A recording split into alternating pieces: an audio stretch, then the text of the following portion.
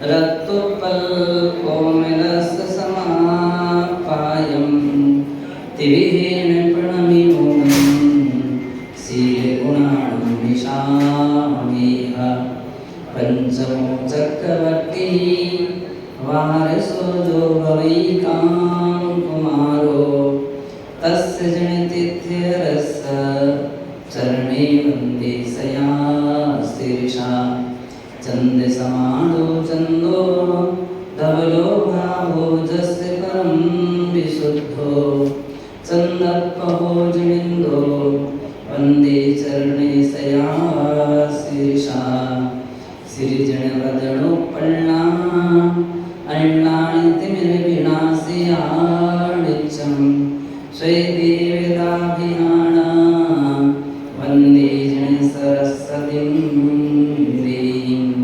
पंचाचार्यसमग्रो संगारं भासयाः वै विरदो श्रीकुन्दकुन्दायिरो भक्ति तं सदा वन्दे श्रीकुन्दकुन्ददेवो सुदामी पूर्वोय भवै नित्यं भव्यजनालयारी वन्दे तं पुनो पुनो शीर्षा झाणज्जैने निर्दो सव्यजनानं करे दिवायारं श्रीगुरुविमलसम्मतिं शीर्षा तमहं नमस्सामि शीलपाहुडग्रन्थस्य समणसम्बोधिनीति सा टीका भव्यजनानि हि अर्थं सुधभक्ति मे रचिता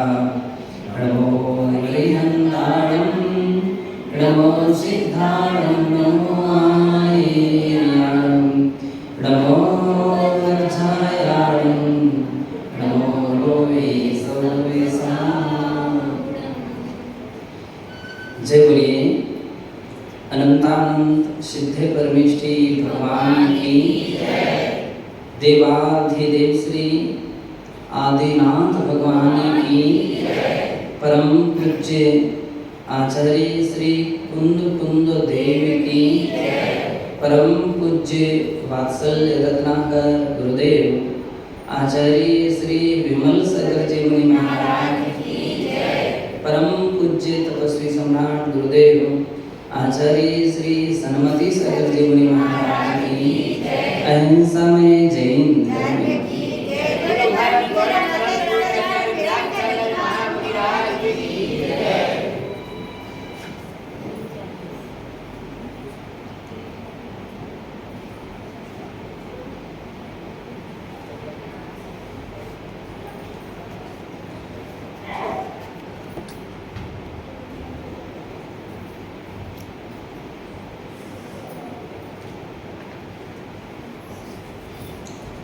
शील पाहुड़ ग्रंथ पर श्रवण प्रबोधिनी टीका 27वीं गाथा पर चल रही है और इसी विषय को वर्णन करते हुए लिखते हैं एवं कर्म ग्रंथि बंध विक्रियां निर्दिश्य तन्मुक्ति विधि प्रदर्श्यते। इस प्रकार से कर्म बंध कर्म ग्रंथि बंध क्रिया को कह करके उससे मुक्ति का उपाय क्या है उसको यहाँ बतलाते हैं। तम तव संयमशील गुणेन कयत्था छिन्दति तां छिन्दति। कहते हैं कि उसका छेदन करते हैं पूर्वोक्त दृढ़तम कर्म ग्रंथे अपि विच्छेदम कुर्वन्ति।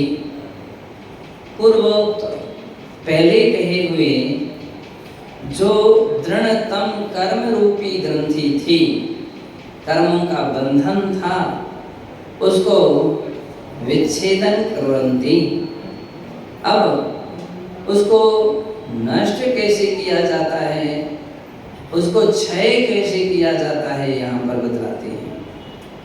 ऐसा कर्म ग्रंथि कदाचित अपि कथंचित अपि विच्छिन्ना न भवतीति मान्यता न करणीया। जनेन्द्र मते बंध तत्वेन सह मोक्षस्य तत्कारणभूत संवर निर्जयोश्च स्वीकृतत्वात्। यहाँ पर आचार्य महाराज कहते हैं ऐसा कर्म ग्रंथि कदाचित अपि कथंचित अपि विच्छिन्न न भवति। ऐसे बहुत सारे दर्शन हैं, ऐसे मत हैं जिनकी मान्यता है कि कर्म ग्रंथि अर्थात कर्म जो बंद हुआ है उसका कभी भी किसी भी प्रकार से क्षय नहीं हो सकता। ऐसे दर्शन हैं और उन दर्शनकारों की मान्यता है कि कर्मों का कभी क्षय नहीं हो सकता है। उसके लिए मान्यता ना करनी है। आचार्य कहते ऐसी मान्यता नहीं रखना चाहिए। क्यों? जिनेन्द्र मते, जिनेन्द्र भगवान के मत में बंध तत्वेन सह मोक्षस्य तत्कारणभूत संवर्णस्य, बंध तत्व के साथ मोक्षस्य उससे छूटने का भी तत्कारणभूत संवर्णस्य स्वीकृतत्वात्, छूटने का जो उपाय है वह संवर और निर्जरा तत्व है। ध्यान रखिए कि संसार में बहुत सारे मत हैं और उन मतों में, उन दर्शनों में ऐसे भी दर्शन हैं जिस दर्शन में ऐसा कहा जाता है कि भगवान तो भगवान हैं और भगवान ही रहेंगे। संसारी संसारी है, वो संसारी ही रहेगा, वो कभी भगवान नहीं बन सकता है, ऐसी मान्यता है। इसलिए मैं भगवान बनूं, ये मान्यता छोड़ देना चाहिए। भगवान नहीं बनना चाहिए, भगवान नहीं बन सकते। उनकी मान्यता है कि आपके लिए केवल भगवान के दर्शन हो जाएं वही है, मुक्ति से कम नहीं है। तो इसलिए उनके यहाँ भगवत दर्शन की बात कही जाती है और जिनको भगवत दर्शन हो गए, समझ लीजिए वो तो भगवान के परम भक्त हो गया, परम उपासक हो गया। उसके लिए भगवान की कृपा मिलेगी और फिर जैसा चाहेगा वो आराम से कर सकता है। तो भगवान के दर्शन की मान्यता उनके यहाँ है। भगवान की साक्षात्कार की बात कही जाती है। और भगवान का साक्षात्कार कैसे होता है? भगवान उसके सन्मुख आ जाते हैं। उनकी मान्यता क्या है?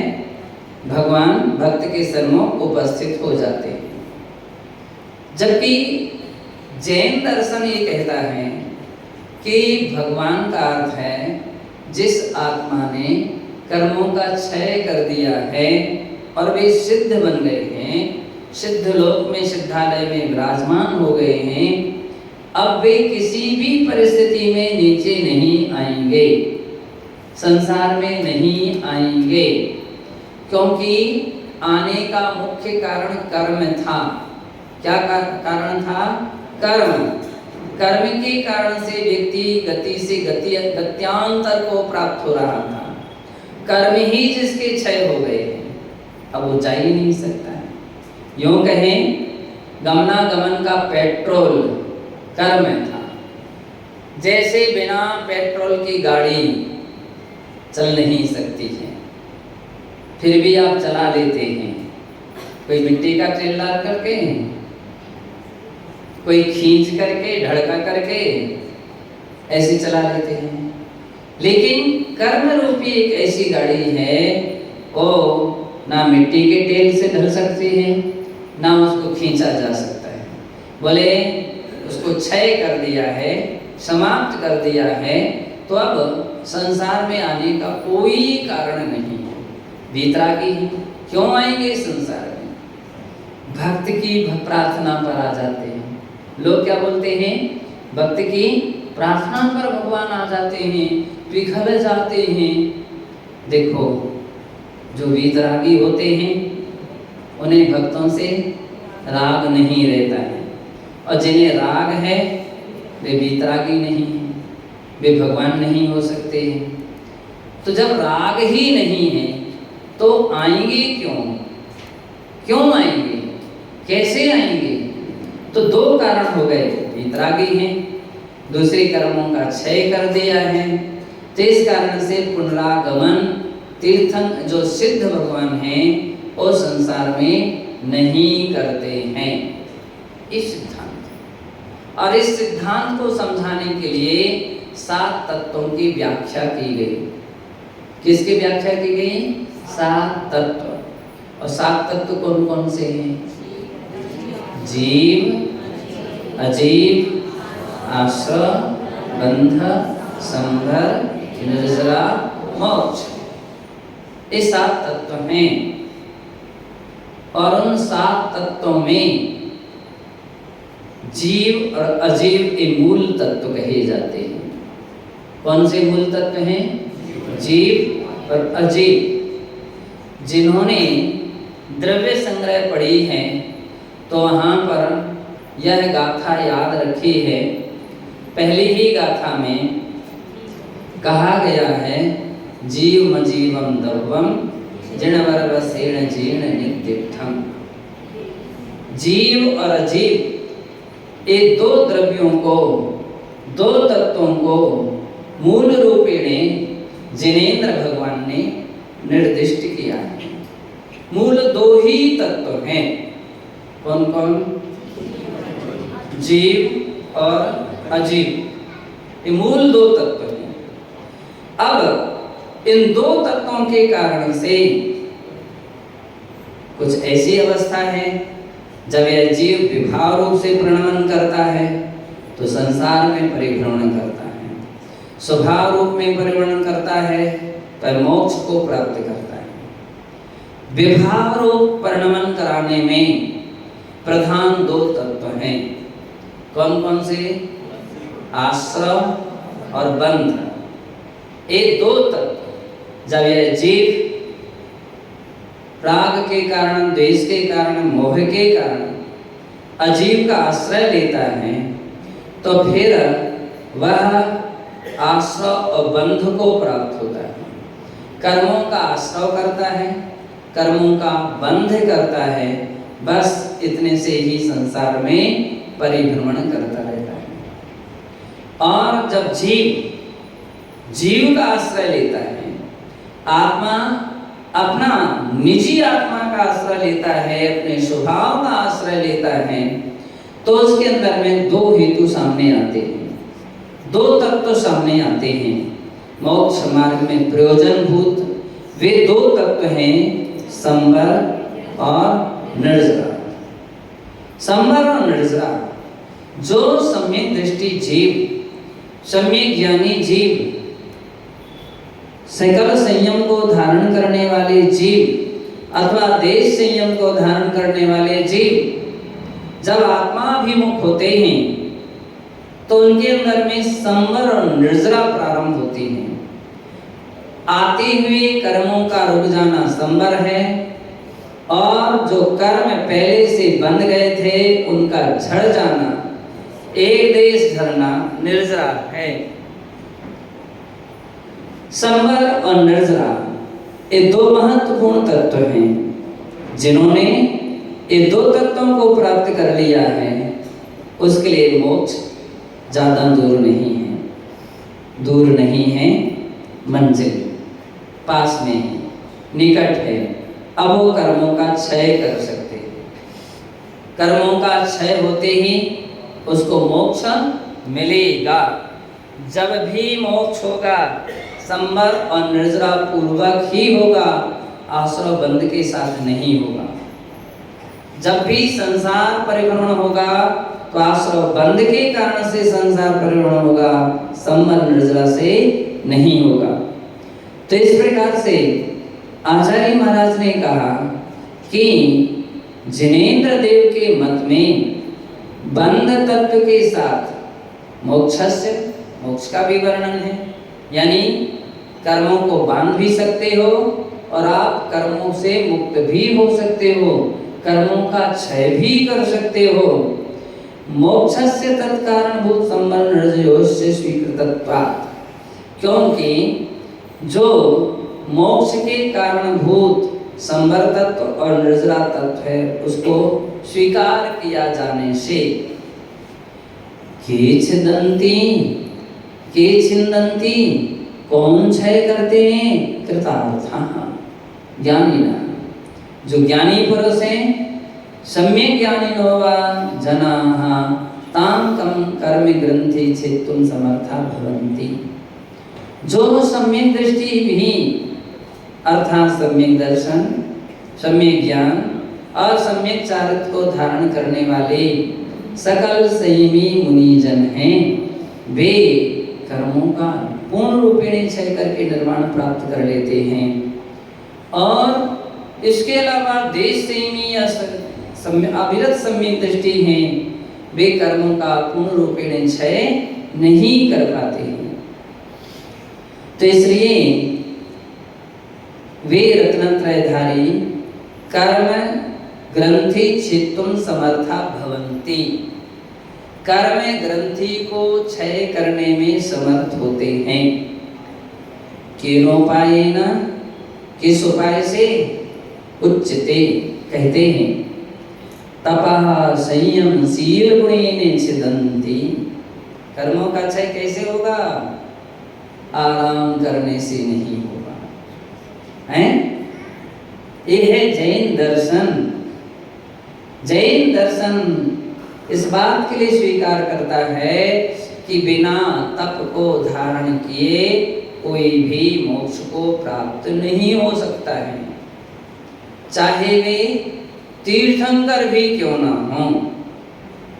तब यर्णम, बोले तप को धारण करके ही वे निर्वाण को प्राप्त होते हैं। 5 कल्याणकों में गर्भ कल्याण, जन्म कल्याण और तीसरा कल्याण का नाम है तप कल्याण। तप कल्याण कहो या दीक्षा कल्याण कहो, दोनों का अर्थ एक ही, एक ही। दीक्षा लेना ही तपस्या है। ये कम बात है क्या कि ऐसी भीषण गर्मी में भी पैदल विहार करते हैं। मुनिजन कैसे करते हैं विहार? पैदल विहार करते हैं। और जब वो पैदल विहार करते हैं तो रोड गर्मी के मौसम में कैसी हो जाती है? बहुत गर्म हो जाती है। हम देखते हैं कि जब कोई श्रावक भक्ति पूर्वक किन्हीं मुनि महाराज को पड़गाहन करता है, पड़गाहन तो कर लेता है, अब उसको घर तक ले जाने में एक तपस्या करनी पड़ती है। दौड़ लगा देते हैं लोग बहुत जल्दी। मैंने कि इतनी गति कैसे आ गई? बेक, कमर और घुटने के दर्द वाले जो धीरे धीरे चलते थे वहां दौड़ने लगते हैं। कहाँ पर? रोड पर। मैंने पूछा इतने कैसे आप गति आ गई? रोड गर्म है, बहुत गर्म है। देखो आप 2 मिनट 5 मिनट ही रोड पर चले और मुनि महाराज कितने विहार करते हैं। कोई कभी 8 किलोमीटर, कभी 10 किलोमीटर, कभी 12 किलोमीटर एक साथ अनवरत चलते ही चलते चले जाते हैं। क्या कहोगे इसको? तप है ये क्या है? तपस्या है। और कैसे? हाय हाय करके नहीं, प्रसन्नता से ध्यान कर रहे हैं। हम प्रकृति को नहीं बदल सकते, लेकिन प्रकृति में ढल करके तपस्या करके कर्मों का क्षय कर सकते हैं। क्या कर सकते हैं? क्षय, ये कर्मों के क्षय करने का रास्ता है। रास्ते में चलते चलते कभी ऐसे भी स्थान आ जाते हैं कि जहाँ रोड ही नहीं है अथवा रोड बन रही है, कंकर पत्थर बिछे हैं और उस पर भी चलना पड़े। लगता है कि वास्तविकता में तपस्या है। जो सैकड़ों किलोमीटर चल चुके हैं, जिनके पैरों के चमड़ी छिल गई है और फिर कहीं कंकर में चलना पड़े तो भी प्रसन्नता से, समता के साथ वे कौशल सागर जी क्या करते हैं? चलते हैं। कैसे चलते हैं? समता के साथ। समता के साथ चलते हैं, विषमता के साथ नहीं चलते, हाय हाय करके नहीं चलते हैं। कभी आपने देखा किसी मुनि महाराजों के आंखों में आंसू आने लग जाए? कहीं नहीं। अभी हम रास्ते में थे, संभवतः वर्धा में थे या पुलगांव में थे। एक छोटी सी बच्ची, याद है? एक छोटी सी बच्ची वो गर्मी में रोड से चल करके आ गई, थोड़ा सा ही चल करके आई और अपनी मम्मी के सामने खूब जोर से रोने लगी, फूट फूट करके रोने। उसकी मम्मी ने पूछा क्या हो गया? पैर जल गए, पैर जल गए, पैर जल गए, पैर जल गए। अब मम्मी ने ठीक ठीक हो जाएगा, ठीक हो जाएगा, फूंकने लगी और उसको शांत कर दिया। ओहो, कभी महाराज ने रो करके नहीं दिखाया, किसी माता जी ने हैं विश्वासी श्री है कोई रो करके नहीं दिखाया। किसी ने रो करके, चीख करके, चिल्ला करके नहीं। समता का मार्ग। किसका मार्ग है? समता का। बुद्धो, इसका नाम है तप। इसलिए कहा गया तप कल्याणक यानी दीक्षा कल्याण। दीक्षा ही अपने आप में तपस्या है। आवश्यकता नहीं उपवास करने वाले ही मोक्ष जाएंगे, बिना उपवास के भी मोक्ष हो सकता है। हो सकता है कि नहीं हो सकता? कौन से ऐसे महाराज हैं जिन्होंने बिना उपवास के भी मोक्ष प्राप्त कर लिया, केवल ज्ञान प्राप्त कर लिया? केवल ज्ञान प्राप्त करने वाले भरत चक्रवर्ती हैं और भी हैं, और बहुत से मुनि महाराज उपसर्ग केवली, अंतःकृत केवली, अंतर मुहूर्त में ही मोक्ष प्राप्त किया है। किन्होंने? पांडवों ने। और कितने पांडवों ने? 3। कौन कौन से पांडवों ने मोक्ष प्राप्त किया? युधिष्ठिर, अर्जुन, भीम।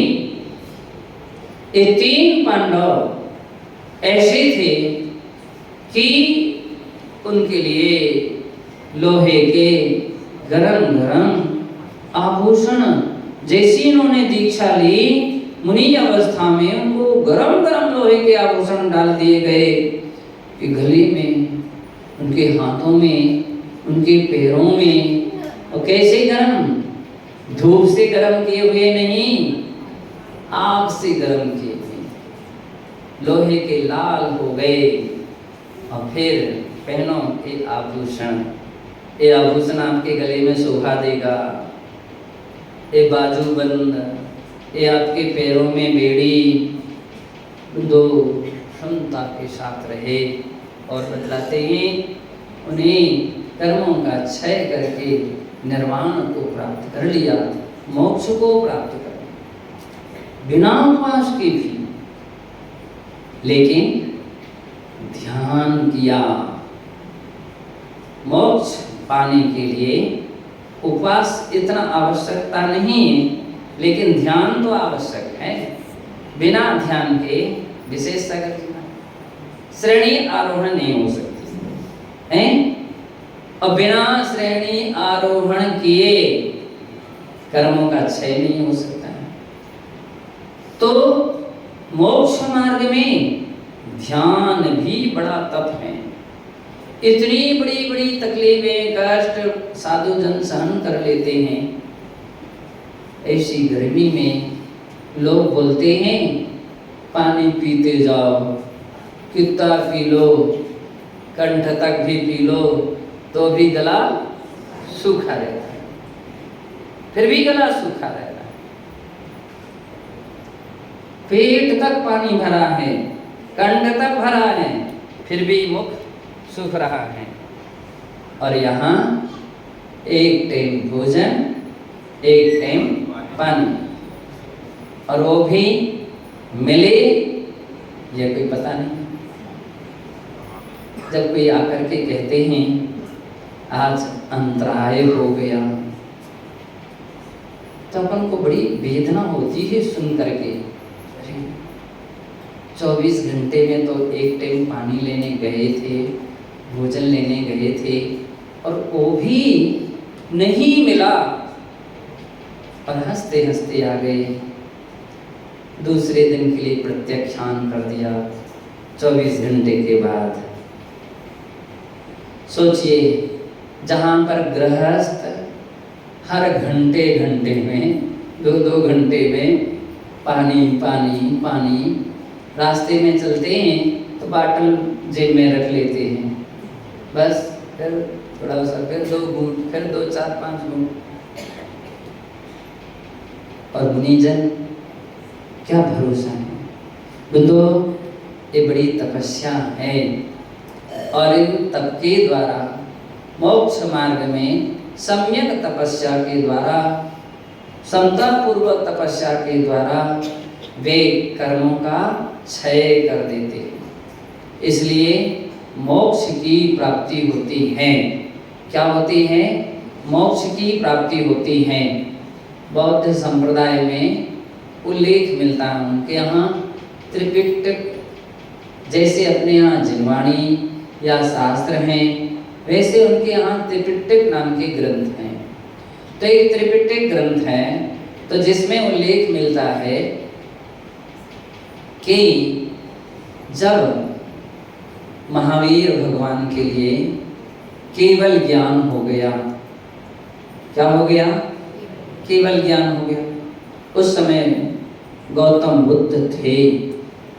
जैन शास्त्र कहते हैं गौतम बुद्ध पारसनाथ भगवान के शिष्य पिहिताश्रम नाम के मुनि महाराज थे, और उनसे दीक्षा लेने वाले बुद्ध जो थे गौतम बुद्ध थे।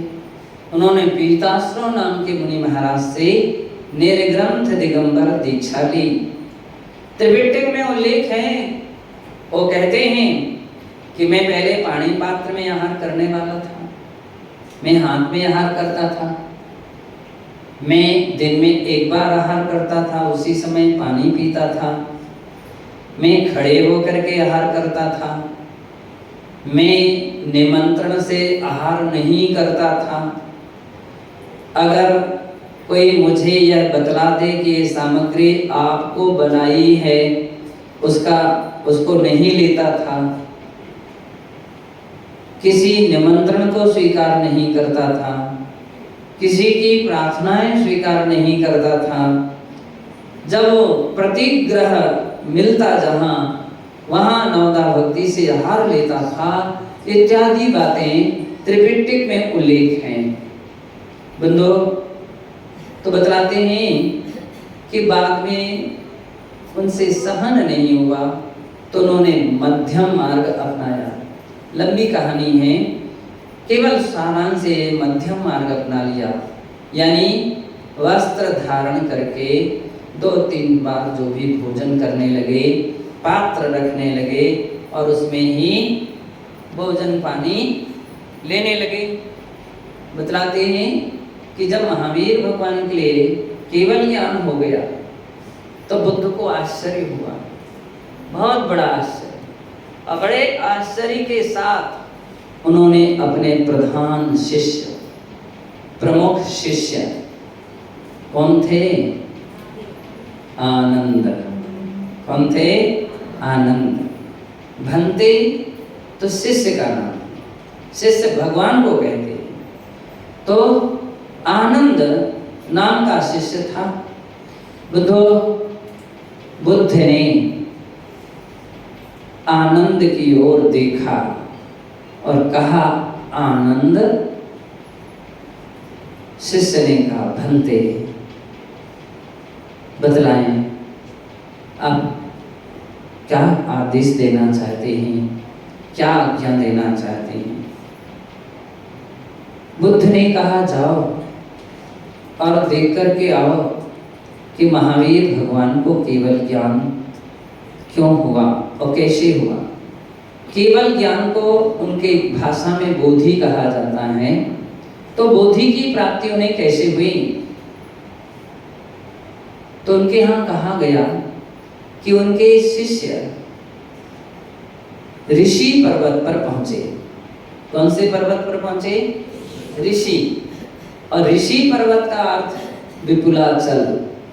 कौन सा पर्वत है? विपुलाचल, जहां पर भगवान महावीर स्वामी के लिए केवल ज्ञान हुआ था और उसका नाम है ऋषि पर्वत। वहां पर जाकर के उन्होंने अनेकों अनेक निर्ग्रंथ दिगंबर मुनि महाराज को तपस्या करते हुए देखा। अरे ये तो पहले कभी राजा थे, सुख सुविधाओं में रहते थे और अब गरम शिलाओं के ऊपर बैठे हैं। किस पर बैठे हैं? गरम गरम भीषण धूप में तप चुकी है जो शिला, उस पर बैठे हैं। कोई मुनि महाराज गरम बालू में बैठे हैं। बालू यानी रेत, रेत में बैठे हैं। कोई 2 दिन में भोजन पानी नहीं लिया, किसी ने 4 दिन से नहीं लिया, किसी ने 1 महीने से नहीं लिया। उन्होंने देखा और उन बुद्ध शिष्यों ने उनसे किसी महाराज से पूछा कि आप यह क्या कर रहे हैं? तो मुनि महाराजों ने, निर्ग्रंथ ने कहा, निर्गंठ पुत्र शब्द का प्रयोग जैन मुनि को बुद्ध साहित्य में विग्रंथ पुत्र कहा जाता है। तो निर्ग्रंथ पुत्र यानी महावीर के शिष्य मुनियों ने कहा कि मैं तपस्या कर रहा हूँ, तपस्या कर रहा हूँ। शिष्यों ने पूछा ये तपस्या क्यों कर रहे हो? तो उन्होंने कहा कि कर्मों का क्षय बिना तपस्या के नहीं होता। जैन शास्त्रों में तत्वार सूत्र में सूत्र हैं 9वें अध्याय में, जिसमें कहा है तपसा निर्जराच। क्या कहा गया? तपसा निर्जराच। तप से कर्मों का निर्जरा होती है। चय शब्द का अर्थ है संवर भी होता है, यानी संवर भी होता है और निर्जरा होती है, और संवर निर्जरा पूर्वक मोक्ष हो जाता है। जिस नाव में से छेद है, पानी आ रहा है, पानी भर रहा है, बतलाओ आप पहले क्या करोगे? पानी उलीचोगे कि छेद को बंद करोगे? पहले क्या करेंगे? छेद को बंद करेंगे। वो विवेकवान प्राणी हैं, वो समझदार, वो ज्ञानी पुरुष हैं कि जो पहले क्या करता है? छेद को बंद कर देता है। छेद का बंद करने का ही नाम क्या है? संवर। क्या कहा जाता है? संवर। और जिसने छेद को बंद कर दिया है उसका पानी का उलीचना आसान है, सरल है। अब वो पानी आराम से उलीच सकता है, थोड़े समय में ही पानी का, नाव का पूरा पानी अलग किया जा सकता है। लेकिन दूसरे किस्म के भी लोग हो सकते हैं। और वो कैसे? छेद को और ध्यान ही ना दें, और ये पानी भर रहा है, पानी भर रहा है, पानी भर जाएगा, नाव डूब जाएगी। तो वे क्या करते हैं? पानी को उलीचने की कोशिश करते हैं। कैसे? छेद को बंद किए बिना। अब आप उलीचो, क्या पानी को कभी खाली कर सकते हो क्या? नहीं कर सकते। जितना खाली करेंगे तब तक उतना और आ जाएगा और व्यक्ति परेशान हो जाएगा, उसकी नाव कभी पार नहीं हो सकती, उसकी नाव नियम से डूब जाएगी। इसलिए कहा जाता है कि संवर करना चाहिए। संवर पूर्वक तप करने वाले जो प्राणी होते हैं वे निर्वाण को प्राप्त कर लेते हैं। ज्ञानिना सम्यक् ज्ञानिनो जनाः तां कर्म ग्रंथम छेत्तुं समर्था भवन्ति। वे ज्ञानी पुरुष ही, सम्यक ज्ञानी पुरुष ही कर्म ग्रंथि को छेदन करने में समर्थ होते हैं। केनोपायेन, किस उपाय से उच्यते? कहते हैं तपा संयम शील गुणेन छिदन्ति। तप, संयम और शील ये तीन महत्वपूर्ण गुण हैं। तप, संयम, शील, इन गुणों के द्वारा कर्मों को क्षय किया जा सकता है, छेदन किया जा सकता है। तपा संयमः शीलम इत्येतैः गुणैः सम्यक् चारितांगभूतैः। तप, संयम, शील ये जो गुण हैं, ये तीनों गुण हैं, ये सम्यक चारित्र के ही अंग हैं, अलग से नहीं है। किसके हैं? सम्यक चारित्र के अंग तप है, सम्यक और तप, संयम भी सम्यक चारित्र का अंग है और शील भी सम्यक चारित्र का अंग है। कर्म ग्रंथि छेदम कर्तुम प्रभवन्ति। ऐसे सम्यक चारित्र के अंगभूत इसको, इनके द्वारा कर्म छेद करने में संभव होते हैं, प्रभावशील होते हैं। सम्यक ज्ञानिना इति अभिप्राय। वे सम्यक ज्ञानी जीव सम्यक चारित्र के द्वारा अथवा तप, संयम और शील के द्वारा कर्मों को क्षय करने में समर्थ होते हैं। तपस्सरणादीना कर्म ग्रंथि छेदनस्य न कापि आवश्यकता, यतो हि आत्मा तु सर्वथा शुद्ध बुद्ध स्वभावेति कश्चित् मन्यते। अब देखो, ऐसे भी लोग हैं, ऐसा दर्शन है, ऐसी मान्यता वाले हैं जो जैन दर्शन से विपरीत हैं। उन लोगों की तर्क है तपस्सरणादीना कर्म ग्रंथि छेदन न कापि आवश्यकता। तपस्सरण आदि से कर्म का क्षय होता है, ये बात सही नहीं है। इसलिए कर्म ग्रंथि छेदन करने के लिए तप की कोई आवश्यकता नहीं है। यतो हि आत्मा तो सर्वथा शुद्ध बुद्ध स्वभाव, क्योंकि आत्मा तो सर्वथा शुद्ध बुद्ध स्वभावी है। व्यर्थ में आप इतनी तपस्या कर रहे हो, तो ये ऐसा कहते हैं। तस्यापि निराकरणं गाथायान्याः संकेत्यति। ऐसे प्राणियों की मान्यता का निराकरण इस गाथा के द्वारा हो जाता है, ऐसा यहाँ संकेत दिया है। कहते हैं अगर बिना तपस्या के बिना दीक्षा धारण किए कर्मों का क्षय हो जाता तो आप लोग वैराग्य भावना में पढ़ते हैं। काहे को शिव साधन करते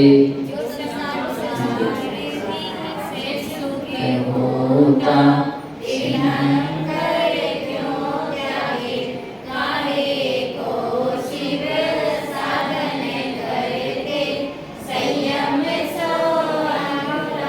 संसार में सुख होता।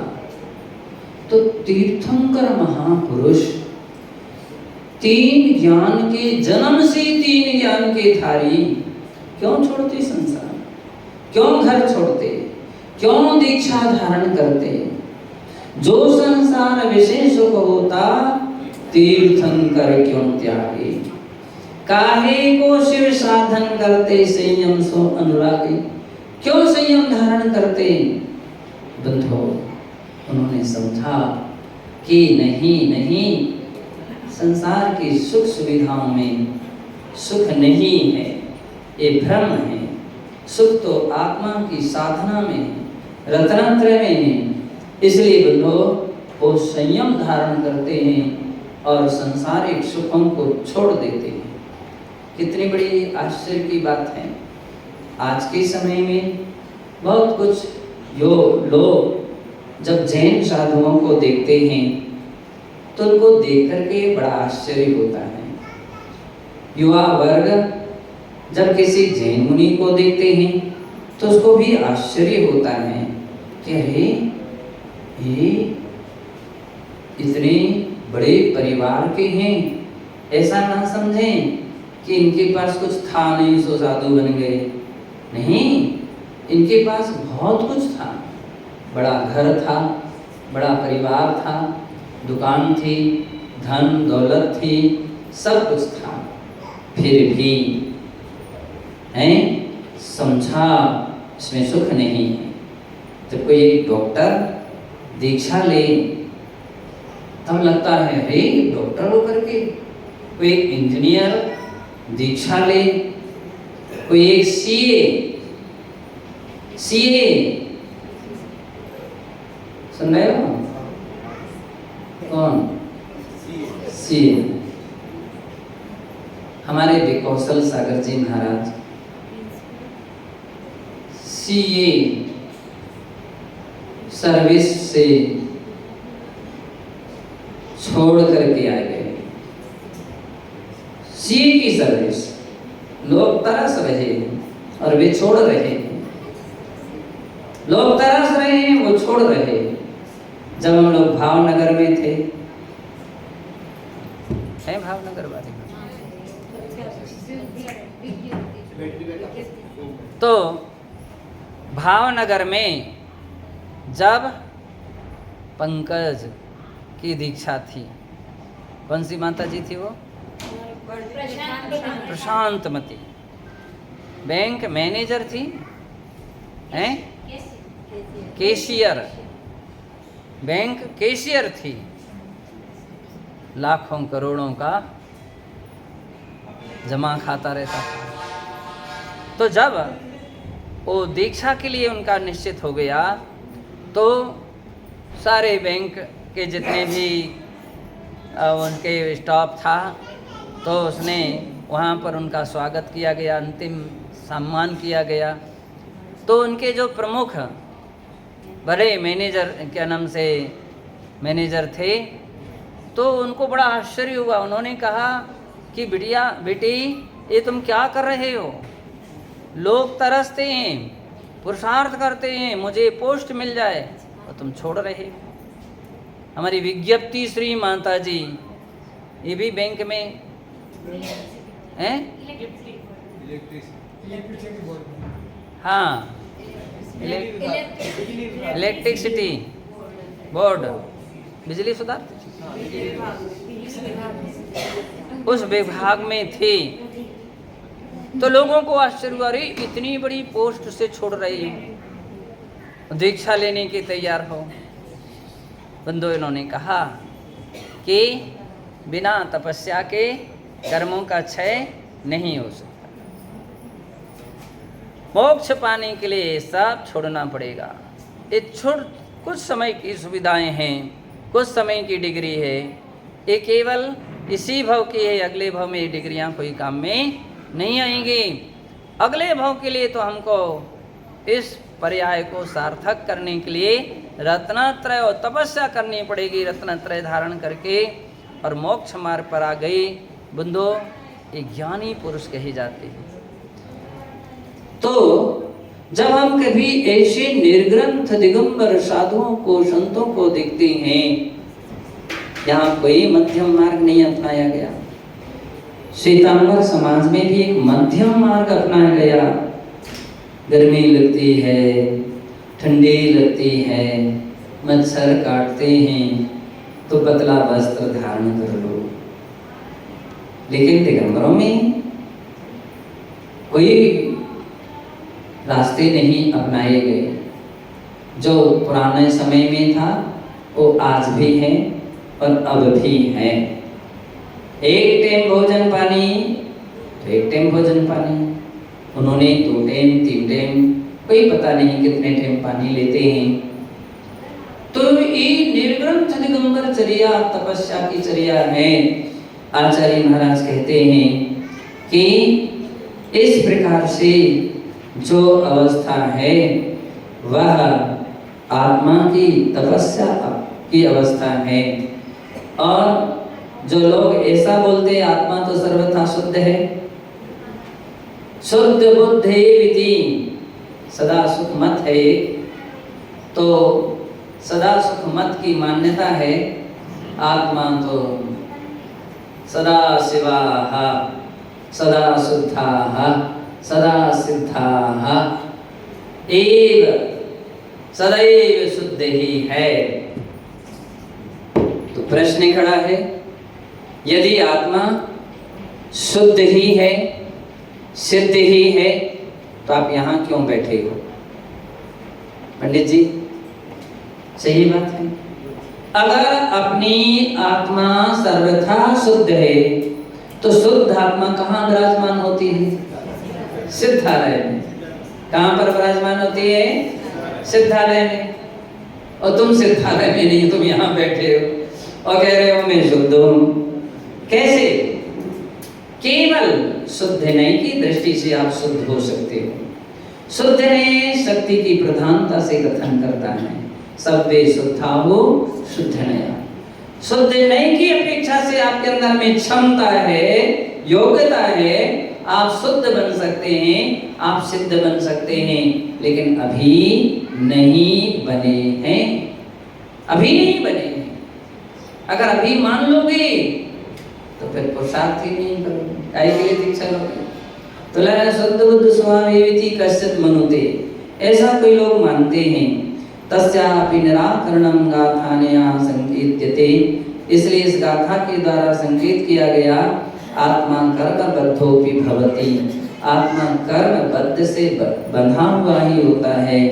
कर्मबद्धस्य उच्छेदेन शुद्ध बुद्ध स्वभावं से प्राप्नोति, कर्म बंध का उच्छेदन करने से ही शुद्ध बुद्ध स्वभाव की प्राप्ति होती है। अतएव सर्वथा शुद्ध स्वभावं ये आत्मानं मन्यते तेषां निराकरणं कार्तिकेयानुप्रेक्षा ग्रंथे इत्थं विहितम्।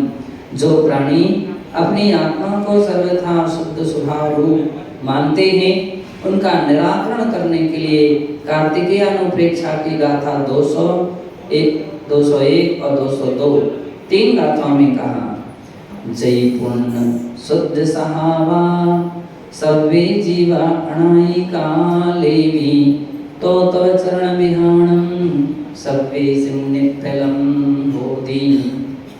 आचार्य कार्तिकेय महाराज लिखते हैं, यदि शुद्ध स्वभाव सव्वे जीवा अनायिका लेवी, अनादि काल से सर्वथा शुद्ध स्वभाव रूप हैं, तो फिर तपस्या करना, आचरण करना निष्फल हो जाएगा, निष्फल हो जाएगा।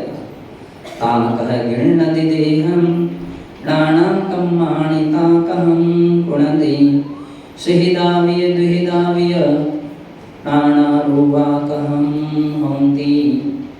ताकः गृह्णति देहं, फिर नए नए शरीर धारण कर रहा हो। क्यों कर रहा है?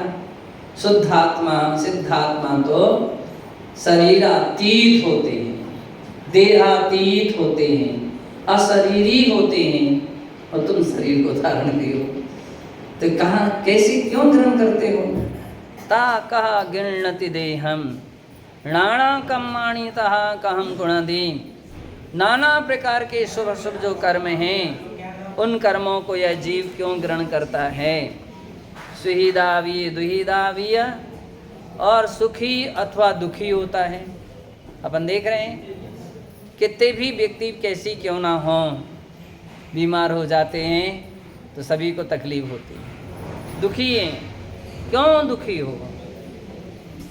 अनुकूलता मिल गई, सुखी हैं, आप इस सुख फिर दुख फिर सुख, ऐसी अवस्था को क्यों प्राप्त कर रहे हो? सिद्धात्मा तो सुखी ही सुखी रहते हुए कभी दुखी नहीं होते, और उनका सुख अविच्छिन्न होता है, कभी एक क्षण के लिए भी नष्ट नहीं होता है। नाना रूवा कहम हुंती, और अनेक रूप को धारण क्यों करते हो?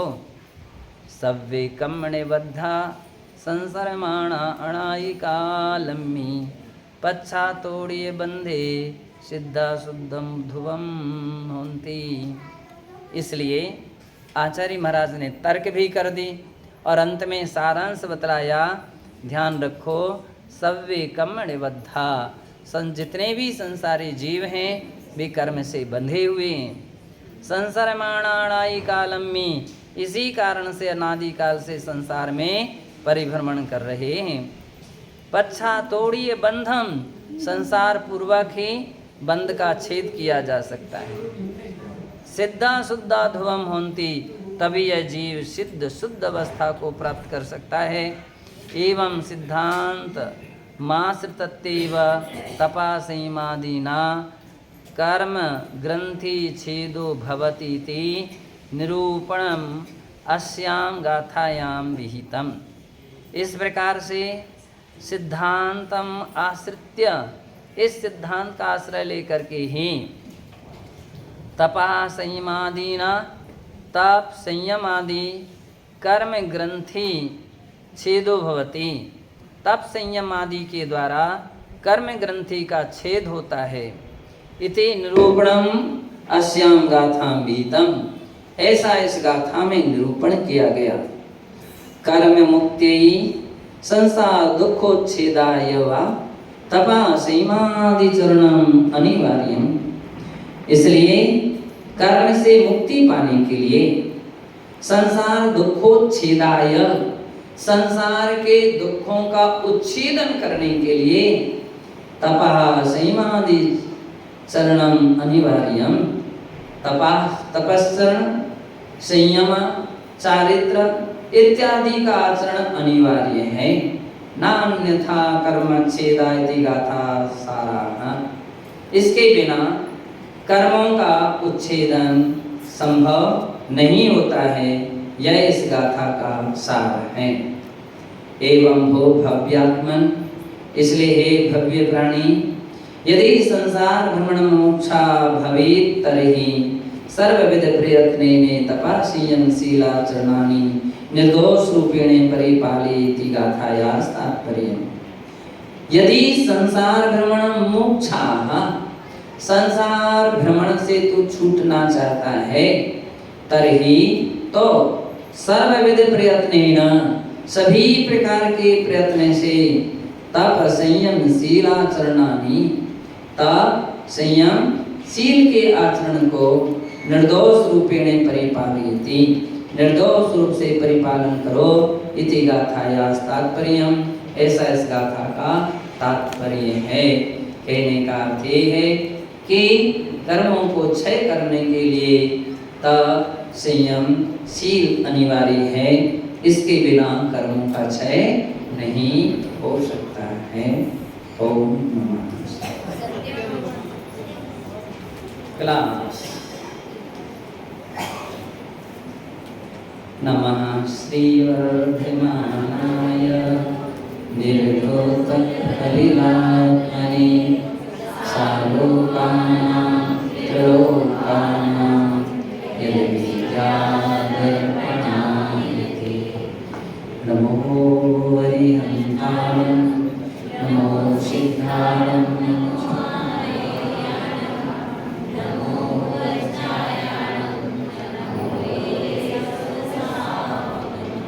पहले तो गाथा पढ़ा देते हैं, फिर पूछेंगे।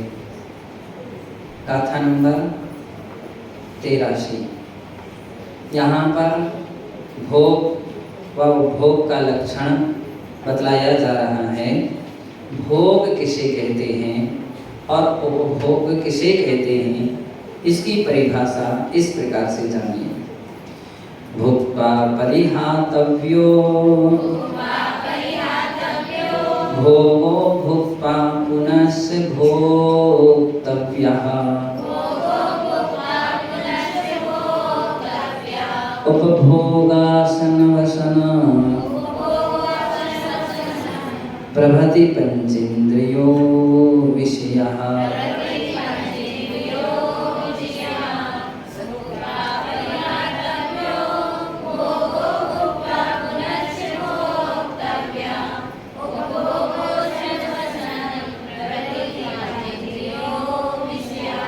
कहते हैं भोग कौन है? भोक्ता परिहातव्यो भोग, भोग करके छोड़ दिया जाए फिर उसके लिए पुनः ना भोगा जा सके, उसका नाम है भोग। जैसे असन, असन यानी भोजन। एक बार भोजन जो कर लिया है, अब भोजन कर लिया है, किए हुए को तो फिर से नहीं किया जा सकता है? उल्टी भक्षण नहीं की जा सकती है, हैं? जो उल्टी हो गई है, पलटी हो गई है, बस वो अभक्ष हो गई। भुक्त्वा परिहातव्यो, उपभोग है, तेल शरीर में लगा लिया है, अब उस लगा करके छुटा करके रख लो, फिर से उसको नहीं लगाया जा सकता। फूल सूंघ लिया है, सूंघे हुए फूल को फिर से नहीं सूंघा जा सकता है। ये सब भोग कहे जाते हैं। भोक्ता परिहातव्यो भोगा, भोग करके जो छोड़ दिया है वो भोग है। भोक्ता पुनश्च भोक्तव्या उपभोगः, भोग करके फिर से जिसको भोगा जाए वो उपभोग है। वसन आदि प्रवृत्तियां पंचेंद्रिय विषय, पांच इंद्रियों के जो विषय हैं वे भोग हैं। एक बार प्रयोग में आते हैं और कहते जो बार बार प्रयोग में आ रहा है ऐसे पंचेंद्रिय के विषय क्या क्या हो सकते हैं? तो लगे वसन, वसन यानी वस्त्र, कपड़े जो आज आप पहने हैं, कल धो लेते हैं, सूखने के बाद फिर उनको पहन लेते हैं, बार बार यूज करते हैं, एक उपभोग है। क्या चीज है? उपभोग। बर्तन उपभोग है। जो बर्तन आज यूज में लिए हैं, मांजने के बाद फिर से यूज में ले लेते हैं, उपभोग है। सोने के बेड बिस्तर उपभोग हैं। पलंग कुर्सी टेबल आदि ये सब क्या चीज हैं? उपभोग हैं। बार बार इनको यूज में लिया जाता है, इसलिए एक उपभोग कहे जाते हैं। तो इस प्रकार से भोग और उपभोग की परिभाषा जानना चाहिए और उनकी सीमा मर्यादा बांधना चाहिए। अब मकारों का त्याग का उपदेश देते हैं। मकार का अर्थ है मां से जो शब्द प्रारंभ होते हैं, ऐसे मध्य, मांस, मधु, ये तीन, मध्य का मां, मधु का मां, मांस का मां, तीनों में मां शब्द है। व्याकरण में एक नियम है कि जिसमें कहा जाता है कि कार और वर्ग केवल ग्रहणम, कारम केवल ग्रहणम, केवल एक अक्षर को जो ग्रहण करता है वो कार कहा जाता है। और सर्वग्रहणम वर्गः, वर्गः सर्वग्रहणम जो पूर्ण रूपेण पूरे का वर्ग कहा गया, तो कौन कौन से अक्षर लेना चाहिए? का खा ग घ चवर्ग, टवर्ग, तवर्ग, पवर्ग, पूरे के पूरे लिए गए। ककार, ककार केवल का, खकार, गकार, डकार, एक अक्षर केवल ग्रहण करना। तो कार शब्द केवल एक अक्षर को ग्रहण करता। मकार में मा मा मा तीनों लगे हैं, इसलिए वो मकार है। अब उसके स्वरूप को कहते हैं त्रसहति परिहरणार्थम, त्रसहति परिहरणार्थम सौद्रम पिशितं प्रमाद परिहृते, सौद्रम पिशितं प्रमाद परिहृते मद्यं च वर्जनीयं जिन चरणौ शरणमुपयाते,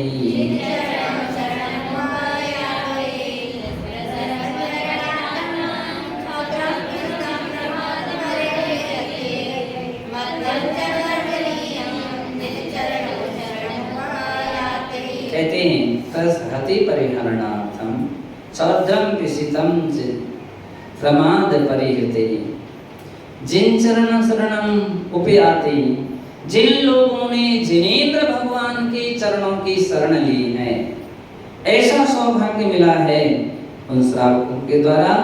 त्रसहति परिहरणार्थम, त्रस जीवों की हिंसा की से बचने के लिए या उस हिंसा को दूर रहने के लिए छौद्रम, क्या करना चाहिए? छौद्र, छौद्र किसे बोलते हैं? मधु, मधु कहो, शहद कहो, मेपर कहो, सीरा कहो, ये सब एक अर्थवाची है। मधु पिशितम यानी मांस च, और प्रमाद परिहिते, प्रमाद को दूर करने के लिए मद्यम, मद्य यानी शराब, इनके लिए वर्जनीयम छोड़ देना चाहिए। अगर आप भगवान के चरण शरण को प्राप्त कर रहे हैं तो मद्य, मांस, मधु ये त्रस जीवों की विनाश करने वाले हैं, त्रस जीवों के घातक हैं।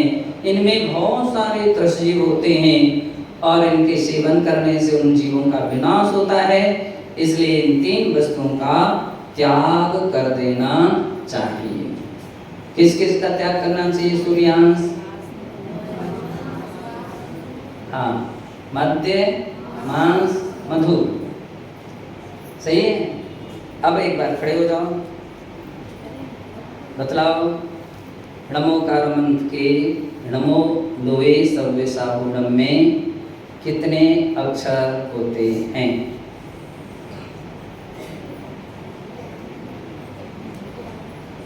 नमो लोए सर्वे साहुणम में 11 अक्षर और मात्राएं